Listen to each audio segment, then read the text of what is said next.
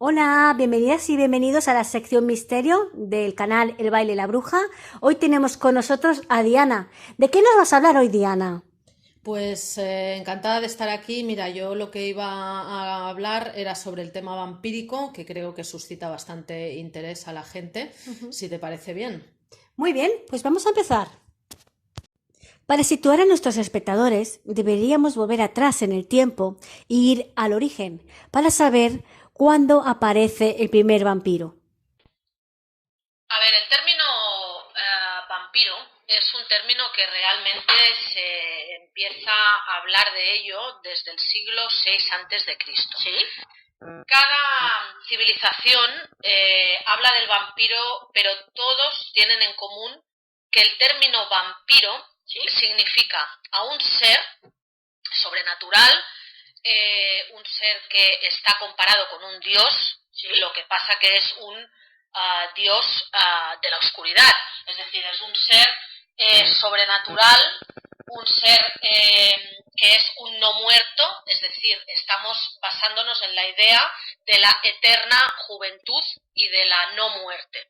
Esta idea existe en todas las civilizaciones desde el principio de nuestra era, tanto en las civilizaciones egipcias, romanas, hebreas, todas hablan de un ser que conocemos hoy en día como vampiro, ¿sí?, pero que es un ser maligno y es un ser oscuro, y el término vampiro realmente no aparece hasta el siglo XVIII en un diario alemán que lo llama como tal el vampiro.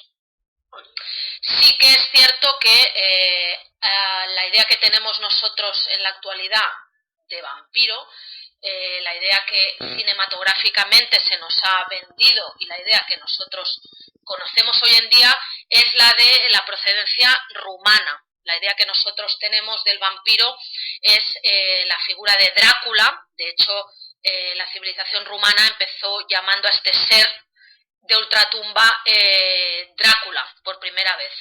Y este personaje es el que nos ha llegado a nuestra cinematografía hoy en día. Luego, si quieres, lo abordamos. Entonces podemos decir que nuestro vampiro europeo nace en Rumanía. Pero, ¿cuándo aparece este personaje por primera vez en nuestra historia? Mira, nos remontamos a pleno siglo XV, Sí. durante la guerra por parte del Imperio Otomano en invadir todo lo que era Centro Europa, los Ujú. países del este, Sí. donde teníamos pues, Transilvania, teníamos Moldavia y estaba un principado que era Valaquia. Sí. En Valaquia había un príncipe que era Vlad II. Sí. Vlad II tenía dos hijos y uno de ellos era Vlad III, el que nosotros conocemos como Vlad III, el empalador, Ujú. que es el que ha hecho que nosotros conozcamos a Drácula Ujú. en nuestro cine, En la gracias a actualidad. este Ujú. personaje. Es Sí. decir, está basado en este personaje. Sí. Vlad III fue un príncipe Ujú. que fue característico por la sangrienta costumbre que tenía de Sí. empalar vivos durante las guerras a sus cautivos. Madre Era un personaje que estuvo cautivo por parte del Imperio Otomano durante muchos años, mía. pero se rebeló y Ujú. participó pues, en una de las guerras más sangrientas que ha existido en este país. Ujú. Él perteneció a la Orden de los Dracul, Sí. que era una orden de tipo religioso, Ujú. que lo que hacía era luchar contra la herejía, Sí. contra todo el Imperio Otomano o cualquier religión que no fuera la ortodoxa. Sí. Pues este personaje es el Sí. que se ha utilizado, sobre todo por parte de Francis Coppola y por parte de Bram Stoker, Sí. la famosa película que todos conocemos de Drácula de Bram Stoker, Sí. es la película que ha usado, digamos, a este personaje de Vlad el Empalador como el personaje del vampiro por excelencia. Ujú. Ahí es donde surge la idea de Drácula Ujú. propia del mito rumano, por Sí. decirlo de alguna manera.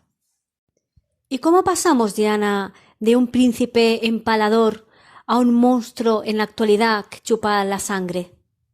Pues mira, aquí ya es cuando se introduce, digamos, el elemento que tanto nos gusta, que es el elemento romántico. Aparece la figura de la mujer. Aquí es cuando Vlad realmente estaba enamorado de una mujer y ella, durante una de las guerras en las que participó Vlad, una de las últimas guerras, a él se le dio por muerto. Y ella se suicidó debido a que no soportaba la pérdida de su enamorado. Y en ese momento fue cuando Vlad decidió, enfadado con todo, de renunciar a la propia orden de los Dracul, renunciar a su propia religión, ¿Sí? y hacer un pacto con el diablo. Es decir, el hecho de que él hubiera sido un personaje tan sangriento, tan maquiavélico, Sí. eh, Lo hace un mito, ¿no? Como si dijéramos. exactamente, es decir, pactó con el diablo para poder gozar del privilegio de ser un ser eternamente joven. Sí. Y gozar del elixir de la juventud, no morir nunca y al final pues ser un muerto viviente. Sí, sí. Y ese es el precio que se paga por vivir eternamente. Y esa es la idea, eso es lo que nos ha llegado hoy al cine, pues como hemos comentado antes, sobre todo con la peli de Drácula de Bram Stoker, que por excelencia te muestra a este personaje. Y remitiéndome al tema, precisamente esta sangre, la sangre que tanto ha derramado él durante todas las guerras, empalando a la gente, es el precio que debe pagar él por tener la vida eterna. Sí. Es la sangre que debe consumir eternamente y el precio de vivir eternamente y el ser un no muerto. O sea que aquí se relaciona toda la sangre que él ha derramado, es la sangre que él va a tener que consumir para poder vivir. Me parece bastante interesante, Diana. ¿Y en la actualidad, el vampiro cómo lo describirías, Diana? Pues mira, el vampiro, como cualquier personaje, ha evolucionado muchísimo. Es decir, si tú recuerdas en los años 20-30 el típico personaje de Nosferatu, de las películas, era un vampiro completamente apagado, un personaje siniestro, un personaje muy oscuro, perturbador, un personaje que incluso no generaba atracción. En cambio, daba miedo. Era un personaje muy oscuro, pero y desgarrado. Además era desgarrado, no era nada atractivo. Pero en cambio, si te fijas, en las últimas películas, cada vez más, el personaje ha ido evolucionando hacia un personaje completamente atractivo, pero no porque físicamente esté mucho más, o sea, de una corpulencia y sea más atractivo, sino que tiene muchas más formas. Es un personaje mucho más romántico, se le ha dado ese toque romántico. Si nos miramos, por ejemplo, películas si empezamos analizando desde Nosferatu, después tenemos a Drácula de Bram Stoker, después todas las películas de la actualidad que tenemos por ejemplo, historias de vampiros, tenemos la película, la saga Crepúsculo, es decir, ha evolucionado el personaje hacia un personaje que quién no querría tener a un vampiro a su lado. Sí, la verdad es que sí. Es cierto, ha llegado un día que estamos en una sociedad que yo creo que todos querríamos tener un novio vampiro. Sí, la verdad es que sí, a veces abro la ventana de mi casa, digo a ver si viene ya el vampiro y viene a por mí y se me lleva.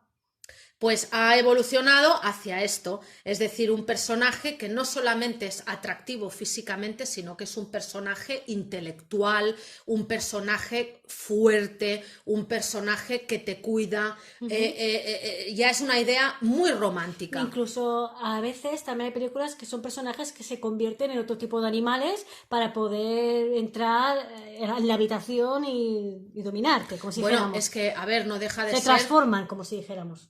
Evidentemente, es que un vampiro goza del poder de la naturaleza, es decir, es un ser de la naturaleza capaz de transformarse en cualquier tipo de animal de su entorno. Hombre, si tiene un pacto con el diablo le puede dar dones específicos. Exactamente, Claro. pero lo que está claro es que el vampiro ya no es el personaje siniestro que conocíamos en antaño, que daba miedo que te entrara por la ventana. Sí, Yo sí. creo que ahora ha evolucionado hacia el novio perfecto, podríamos decir.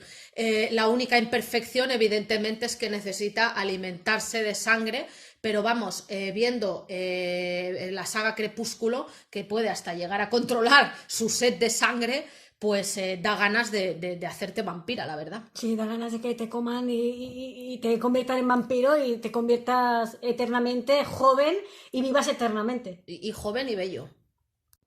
Bueno, Diana, muchísimas gracias por colaborar en la sección Misterio del Baile y la Bruja.